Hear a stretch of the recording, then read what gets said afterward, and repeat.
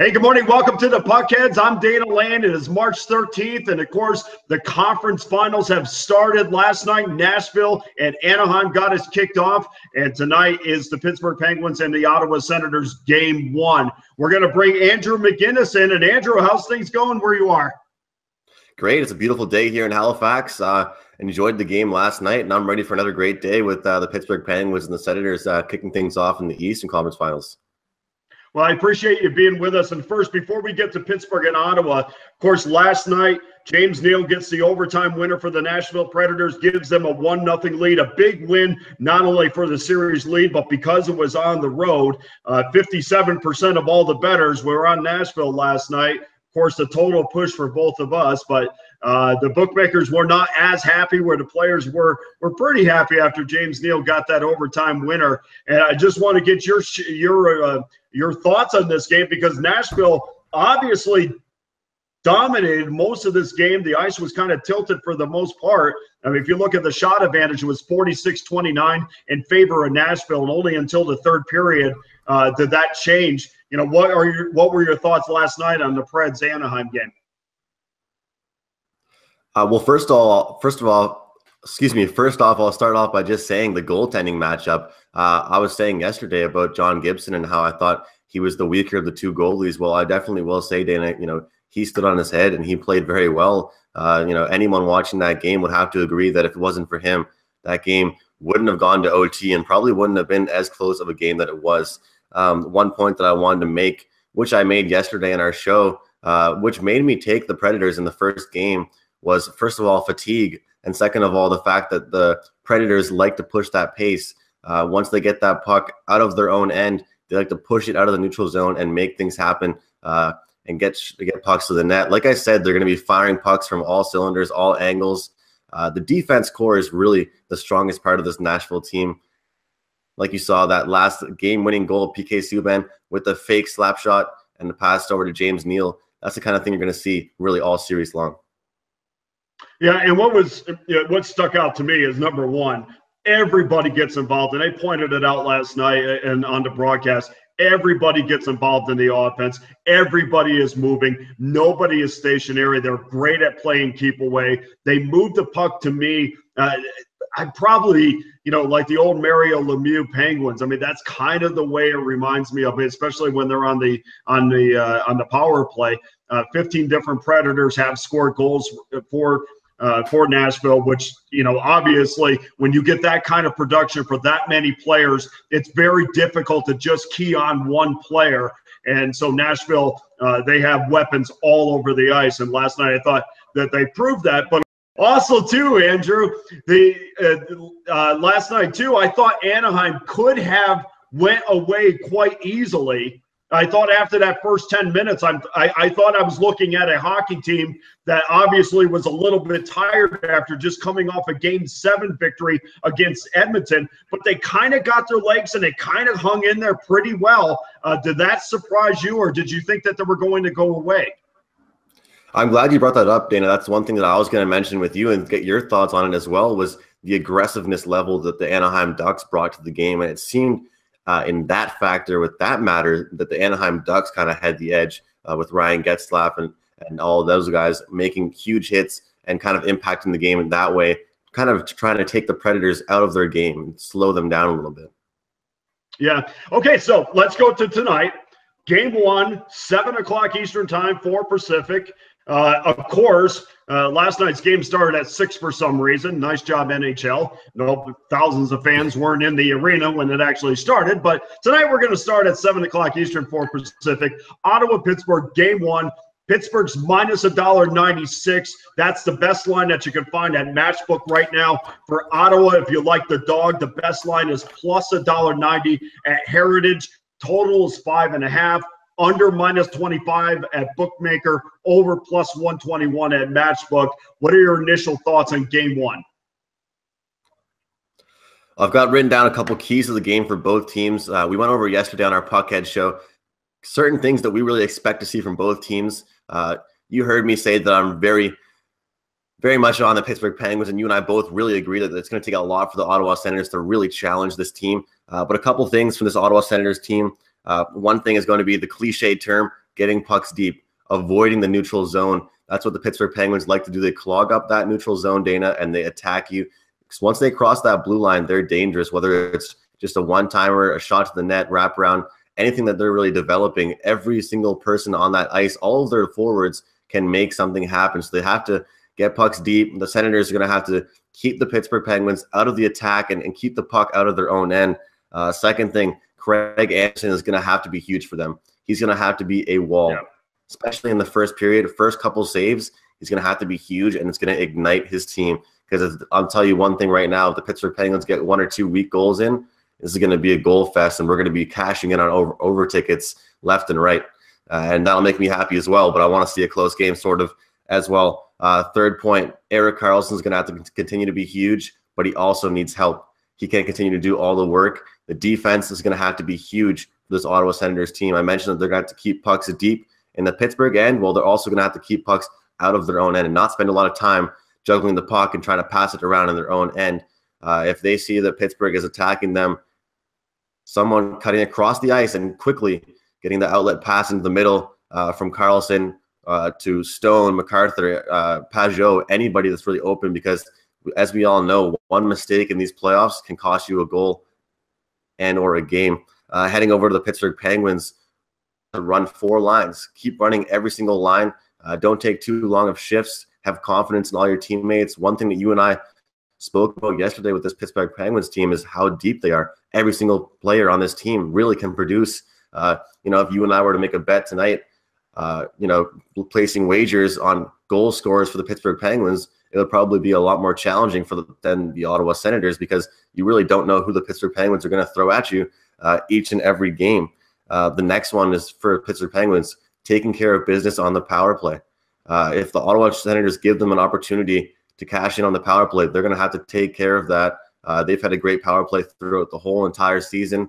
They struggled a little bit against Washington. Washington actually had a pretty good penalty kill against them, but with all the dangerous players on that Pittsburgh Penguins team, Dana, we can both say that if Ottawa Senators give them any opportunities in the power play, it's going to be tough for them.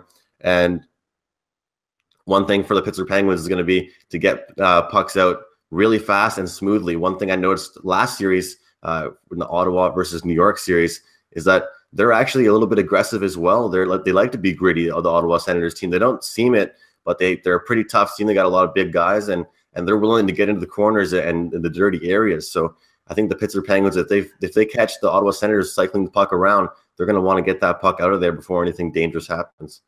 Yeah, and I have this argument all the time about how does the regular season equate into the playoffs. And, sometimes we saw in the Montreal-New York series where it doesn't equate at all. And then we saw in Ottawa-Boston where it was absolutely the same thing. But if you want to talk about the regular season, the Ottawa Senators had plenty of success on the special team, with the extra attacker against the Pittsburgh Penguins this season. There were 6 of 12 against the Penguins, and it just moved the puck extremely well. I went back and looked at all those power play opportunities, moving the puck quick, and that's really, we talk about teams that have a lot of speed, and the reason why they have a lot of speed is not always because they have a lot of foot speed. It's because they pass the puck extremely well. The defensemen get it out of the zone quick. That was one of the big things about Chris Letang being out for Pittsburgh, is he is fantastic at just getting that puck up to the forward and making the smooth transition for the Pittsburgh Penguins.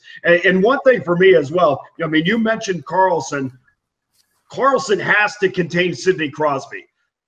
Kind of, how bad his foot injury is. But I do know you need your feet when we're playing a game of hockey. And and obviously Karlsson has looked fantastic so far, but fantastic early on against the Rangers is different than trying to contain Sidney Crosby. So that's going to be very interesting for me as well. So let's get our picks on this. Game 1 tonight for me, I'm going to stay away from the side as I did with the Anaheim Nashville game 1, but I am going to go with the over in this, and I'm getting plus $1.21. Again, because there's so many unknown factors when 2 new teams face each other, I think that there's room for a lot of mistakes. And obviously last night we should have had that over. They just decided, plenty of opportunities. Both goaltenders just stood on their head. But I like the plus price tonight. Where are you at tonight, Andrew? Well, since you went with the total, Dana, I'm actually on the side as well. I'm going to take the Pittsburgh Penguins. I found them on the puck line actually at plus 150 on 5 dimes. So we're going to take a shot with that. I think the Pittsburgh Penguins have a great night tonight. And I agree with you. You're talking about how Karlsson is known for having that offensive standpoint, Dana. I really do think and agree with you fully that he's going to have to kind of realize that he's going to have to pick his spots and be very smart about that, because if he takes a little bit too many chances, it really could come back to bite him, because this Pittsburgh Penguins team is a brand new beast. I mean, they're no New York Rangers. They're a way better team. And if I may, just for 1 second, I just wanted to bring up to all the viewers out there, just to kind of correct myself or make a point here. I don't only like Sidney Crosby and the Penguins because he has a hometown about 15 minutes from where I live. Typically, I wouldn't respond to this, but a couple people have been saying this to me, and you kind of said, cheering for Canadian teams. I just have to say, I cheer for him, and I think he's the best player in the world, so that's why I go for him. He's a two-way player. He produces, makes players around him better, and that's why Pittsburgh Penguins are en route to the Stanley Cup Finals. And really, like I said yesterday, the Eastern Conference Finals should have been the Washington Capitals versus the Pittsburgh Penguins. But, this is going to be a great series, but I just think that Pittsburgh Penguins have this edge over the Ottawa Senators that with the line I'm getting at the puck line, Dana, I see why not. Yeah, Andrew, don't feel bad about that, because I had a whole conversation on my radio show yesterday about the Conn Smythe, and my partner Brian Blessing likes to be a little cute and try to pick these guys that, made these fantastic passes that enabled guys to score. Look, Geno Malkin is at 1.5 goals a game. I'm good with Geno right now. 1.5 goals a game, I cannot ignore that. So don't worry about your assessment about Sidney Crosby. One of the things that's very simple. Sometimes you don't have to overthink these things. One of the reasons why I like the Penguins is they got two of the 5 best players in the world on their team. Pretty simple. I mean, we don't have to overthink these things. This is the best team remaining in the playoffs. Now, whether or not the paper equates to victories remains to be seen. But I do know this. There's a bunch of players on that team that has a ring right now, and I'm not going against them until they prove me otherwise. So don't feel bad about going with Sidney Crosby, because that's not a bad assessment. I just don't want people to think I live by him. So what? I live by a bunch of athletes. Who cares? I'm not rooting for them. Don't worry about it. Exactly. Yeah. They don't watch anyway. All right. So just a couple of statistics before we wrap this up. Pittsburgh, again, let's not overthink this too much. Pittsburgh is 60-20 at home in their last 80 games. 60-20, and that is including winning 20 out of their last 28. Okay, let's not overthink this. We're certainly not going to lay $1.96, $2.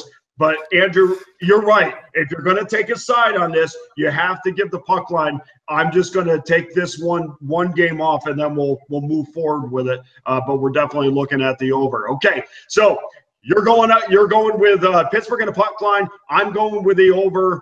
I'm going to just put a small play on that to see, to just get my feet wet in the series. And, of course, we'll be back on Tuesday for our selections. We're going to also do a futures video right after this. And you can always get my write-ups every single day on SBR picks. And if you've done that all season long, I mean, the record speaks for itself. And I do appreciate the people that follow us. Also, go to SBR odds every single day to get the best available odds. We give you the odds, but that changes all the time. So make sure you shop for the best available number, because I guarantee at the end of the year, if you shop for the best number, that is going to make you a bunch more money than just going and throwing, just taking whatever line is offered to you. That's just not the way to do things. So go to SBR odds, go to SBRpicks.com, and you do that, my man. We're gonna win some games, right, Andrew? Absolutely. Okay, brother. All right, we're gonna do our futures odds video here in a second. That's it for the Puckheads. Tuesday's gonna be smooth. Have a great day, Andrew, and best of luck to you. You too, Dana. We'll see you later. Hey guys, thanks for tuning in to our channel. Now we've put a lot of work into producing all these free videos, so please help us out and keep all our content free for you forever by simply liking, sharing, commenting and subscribing. Now, not to mention, a visit to our industry-leading website will warm the hearts of all our SBR employees, especially myself. Now, the links are over there to the left, so do check those out. Thanks for watching.